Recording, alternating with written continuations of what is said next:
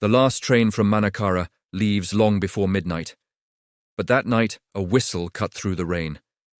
The air suddenly smelled of cold oil and damp metal.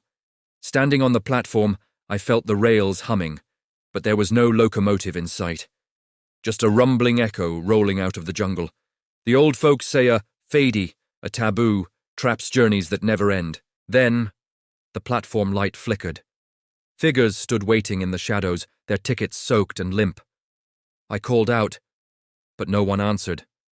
No one even seemed to breathe.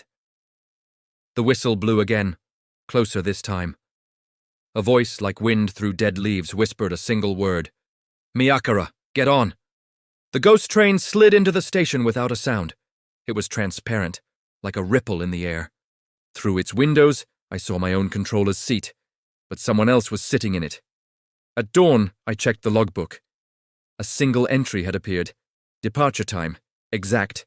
Destination, return. For more Malagasy ghost stories, make sure you subscribe.